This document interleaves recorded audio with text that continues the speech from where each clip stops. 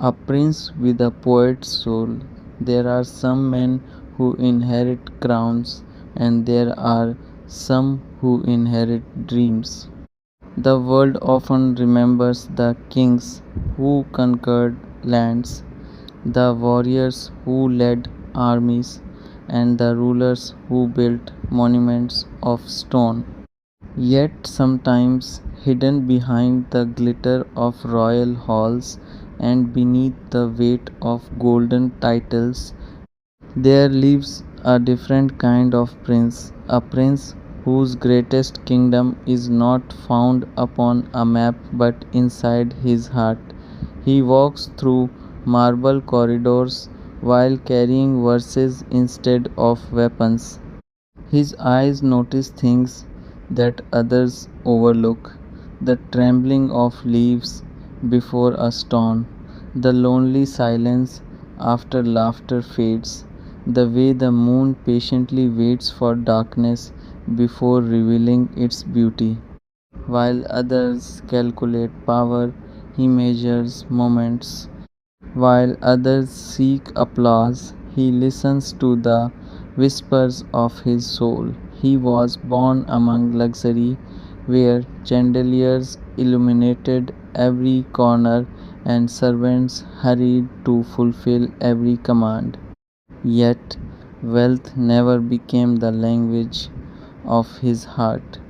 Gold could decorate his surroundings, but it could never satisfy his spirit. Deep within him lived a hunger that no treasure could feed, a desire to understand life, love, longing, and the mysteries hidden inside ordinary days. The people saw a prince, the world saw privilege, but his soul saw poetry. He would stand upon palace balconies long after celebrations ended, watching distant lights flicker across sleeping cities. He wondered about strangers he would never meet. He imagined stories behind every window.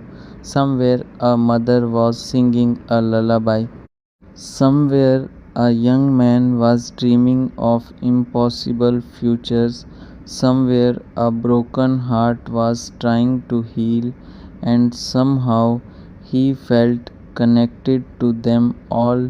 His heart was too soft for the harshness that often accompanied power. He understood that strength was not always found in commanding others. Sometimes strength lived in kindness, sometimes courage appeared in forgiveness, sometimes greatness meant remaining gentle in a world determined to make people hard. The prince loved sunsets more than ceremonies. He loved old books more than royal speeches. He loved meaningful conversations more than grand banquets. And whenever the world became too loud, he escaped into poetry. Words became his refuge, verses became his companions, metaphors became bridges between the life he lived and the life he felt. There were evenings when he sat alone beneath starlit skies, writing thoughts no audience would ever hear. He wrote about hope because he had witnessed despair. He wrote about love because he understood loneliness. He wrote about dreams because reality often seemed too small to contain the human spirit. Every poem was a conversation with himself. Every line was a footprint left upon the path of his journey. Every page carried pieces of a heart that refused to become ordinary. People often assumed that princes never suffered.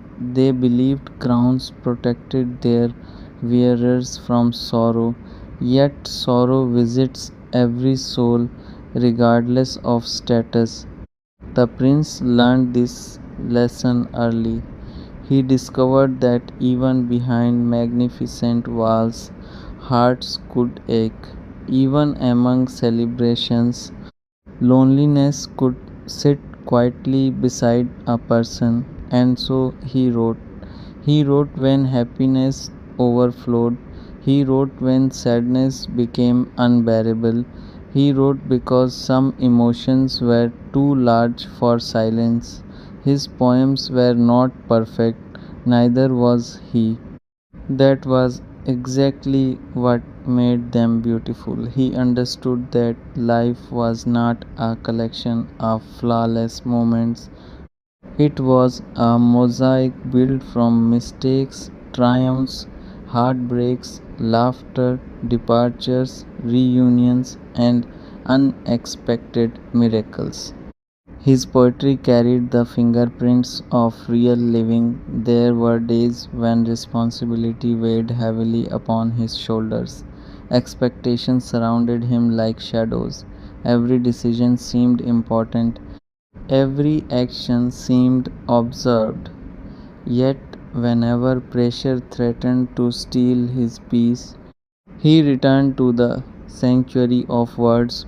Poetry reminded him who he truly was, not merely a prince, not merely a title, not merely a symbol, but a human being, a dreamer, a seeker, a soul trying to understand the miracle of existence. His compassion became one of his greatest gifts. He listened carefully when others spoke. He noticed pain hidden behind smiles. He offered encouragement without seeking recognition. People trusted him because they sensed authenticity in his presence. The poet inside him taught the prince how to see, not simply with his eyes but with his heart. He saw beauty where others found nothing remarkable. He saw potential where others noticed limitations. He saw humanity where others focused on differences, and because of this, his kingdom felt less like a territory and more like a family. Years passed, seasons changed, the prince grew older, yet the poet remained. His notebooks multiplied, their pages became archives of wonder, gratitude, grief, and hope. Some poems celebrated life's brightest moments, others explored questions that had no answers. Together they formed a portrait of a man who never stopped searching. He learned that life's greatest treasures could not be inherited, they had to be experienced. Love, friendship, wisdom, compassion, understanding, these were the riches that mattered most. One evening, standing beneath a sky painted with countless stars, he realized something profound.